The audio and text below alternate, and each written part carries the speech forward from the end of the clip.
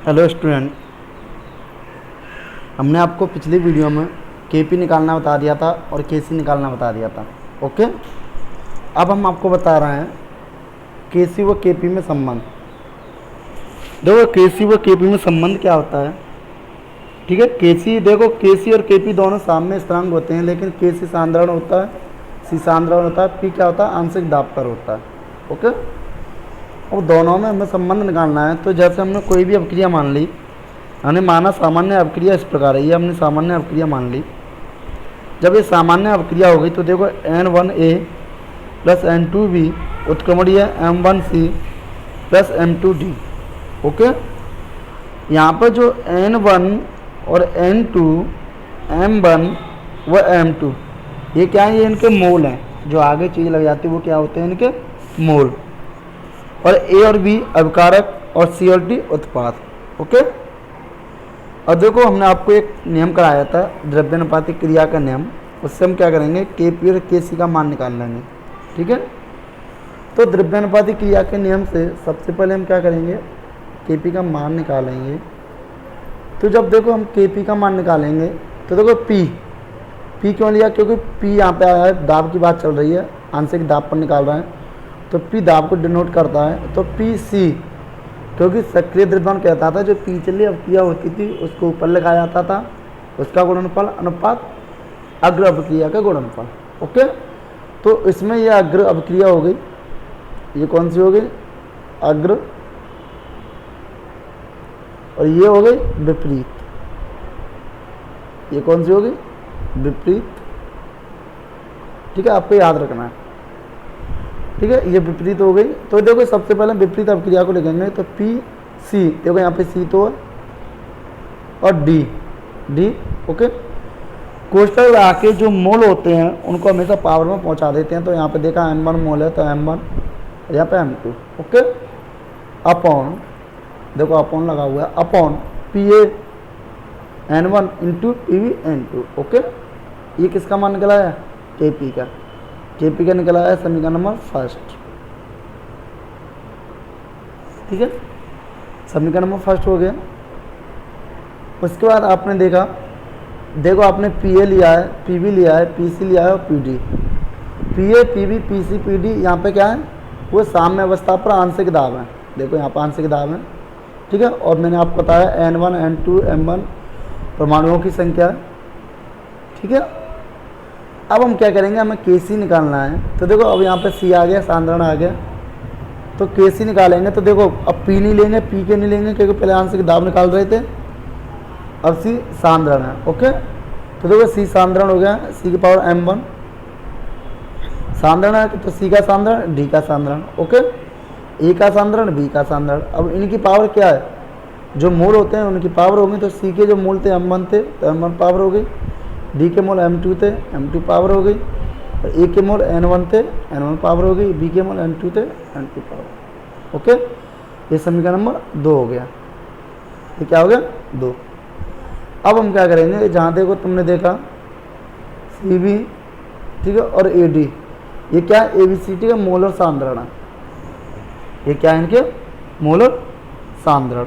Okay, उसके बाद हम क्या करते हैं, हम जानते हैं आदर्श गैस समीकरण से। देखो आदर्श गैस समीकरण क्या होता है, पी बी बराबर NRT। ठीक है, एन जो यहाँ पर होती है वो मोलों की संख्या होती है। किसकी संख्या होती है, मोलों की संख्या।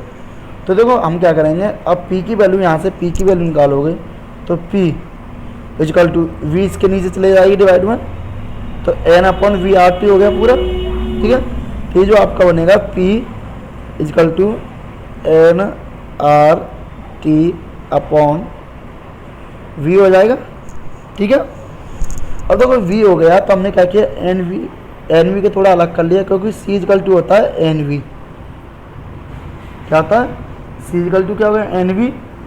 तो यहाँ पे जब C की वैल्यू तुम निकालोगे, C इजकल टू NV हो गया ना, तो हम क्या करेंगे, जहाँ कहीं भी NV आ रहा होगा वहाँ पे क्या पुट कर देंगे, C पुट कर देंगे। क्या पुट कर देंगे, C। ठीक है, अब यहाँ पे आप C पुट करोगे तो देखो क्या हो जाएगा, P इजकल टू CRT। देखो P इजकल टू CRT क्यों हो गया, क्योंकि देखो ये NV एन अपन वी हो गया, एन अपन वी होता है सी, तो जहाँ कहीं भी एन अपन वी आ रहा है वहाँ पे सी मैंने पुट कर दिया, तो क्या हो गया सी आर टी हो गया। ठीक है, समीकरण नंबर 3। ओके, अब हम क्या करेंगे, जो हमारा पी का मान निकला है, किसका मान निकला है, पी का मान। ठीक है, समीकरण थर्ड जो पी का मान निकला है तो उस पी के मान को समीकरण फर्स्ट में रख देंगे। ठीक है, तो देखो पी का मान समीकरण फर्स्ट में रखोगे तो देखो पी तो सबके साथ आई थी समीकरण फर्स्ट में, क्योंकि आंसर की दावत आना। तो यहाँ पे देखेंगे, देखो सी सी क्यों लिया, क्योंकि सी क्या हो गया, सांद्रण हो गया, सी का सांद्रण। ठीक है, सी क्या है यहाँ पे, सांद्रण, तो सी का सांद्रण आर टी इसके साथ ही है power m1, S C D R T इसके साथ है m2, देखो डी का सांद्रण सी तो इसलिए आ रहा है, ऐसे यहाँ पे ए का सांद्रण सी ए आर टी की पावर n1, ऐसे सी बी आर टी की पावर n2। ये हो गया समीकरण नंबर 4। ये क्या हो गया, समीकरण नंबर 4। अब देखो हम क्या करेंगे, देखो यहाँ पे आर टी यहाँ पे भी है, आर टी यहाँ पे भी है, तो हम क्या करेंगे, इनसे आर टी निकाल देंगे। जब आर टी निकालोगे तो देखो m1 का मतलब ये बड़ी कोष्ठ लगा हुआ है, तो इसका मतलब क्या हो गया, m1 पूरे में है ना भाई, m1 क्या है, पूरे की पावर है। जब m1 पूरे की पावर है तो c के ऊपर भी m1 जाएगी और r के ऊपर भी m1 जाएगी।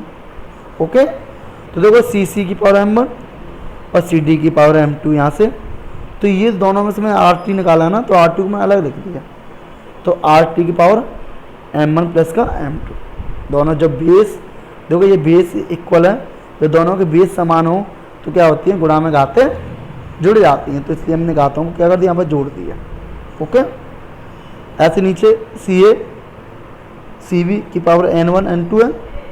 ठीक है, अब यहाँ पे भी देखो आर टी यहाँ पे भी बेस क्या है, दोनों समान है। जब दोनों समान है तो यहाँ पे भी पावर क्या हो जाएगी, जुड़ जाएगी, नहीं जुड़ जाएगी, तो ये पावर क्या हो गई, जुड़ गई। ठीक है, समीकरण नंबर ये हो गया 5। ठीक है, समीकरण नंबर कितना हो गया, 5। ओके, अब क्या करते हैं हम, अब देखो यहाँ पे तुम्हें दिखाया गया है जो सी है वो सी है, क्योंकि दोनों सामने सी सांद्रण है, जो सी है यहाँ पर दोनों क्या सांद्रण है, तो जहाँ भी सी डी आ रहा होगा, जब इसको ऐसे निकल के, क्योंकि सी भी सांद्रण को वही बड़ा कोष्ठक है, तो बड़ा कोष्ठक भी सांद्रण को दिखाता है, तो सी का सांद्रण, ऐसे यहाँ पे सी डी, तो सी भी बड़े कोष्ठक सांद्रण को दिखा रहा है, तो डी का सांद्रण, तो इनको ऐसे लिख सकते हैं, लिख सकते हैं। तो इन वैल्यूओं को समीकरण 5 में रख देंगे जो आ रहा है अभी।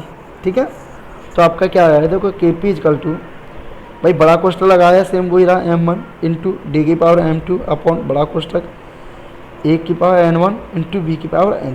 ओके, इंटू देखो दोनों के बेस समान है, मैंने बताया था जब बेस समान हो तो भाग में घातें क्या होती हैं, घट जाती हैं, क्या होती है, घट जाती हैं। तो देखो यहाँ पे R2 है, तो यहाँ पे ये बेस दोनों कैसे हैं, भाई बेस समान है, घात कैसे हैं अलग अलग, तो घात मैंने क्या कर दी, घटा दी, क्या कर दी, घात मैंने घटा दी। तो ये समीकरण नंबर कौन सा हो गया, समीकरण नंबर 6 हो गया। ठीक है, अब हम क्या करेंगे, समीकरण नंबर सेकंड से, किससे, सेकंड से। तो सेकंड से क्या करेंगे हम, समीकरण सेकंड में हमने क्या किया, देखो पीछे लौट के जाओ थोड़ी देर, ये जो वैल्यू पूरी बन रही है वो समीकरण सेकंड की वैल्यू बन रही है, किस के बराबर बन रही है, किसके बराबर हो रही है, के सी बराबर।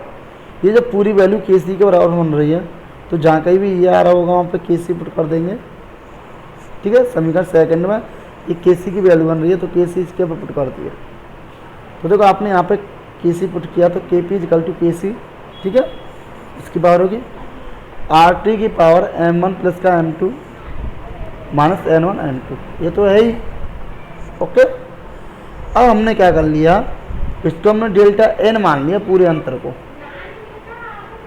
भाई ये भी तो मोलों की संख्या है ना, परमाणुओं की संख्या है, तो n भी क्या है यहाँ पर परमाणुओं की संख्या, तो डेल्टा क्या बताता है इसके अंतर को, तो परमाणुओं में तो अंतर हो रहा है, जब दोनों में अंतर हो रहा है तो वहाँ पे क्या आएगा, डेल्टा n आएगा, क्या आएगा, डेल्टा n। ओके, क्या आएगा, डेल्टा n। तो के पी बराबर जो आएगा वो आएगा के P is equal to K C into R T delta n, क्योंकि डेल्टा एन मैंने क्यों रखा, क्योंकि ये पूरा डेल्टा एन है, तो इसकी पावर में डेल्टा एन पुट कर दी। ठीक है, जब इसकी पावर में डेल्टा एन पुट कर दी तो यहाँ पे के P is equal to K C R T और डेल्टा एन, यही संबंध के पी के सी का होता है। समझ में आया? ठीक है।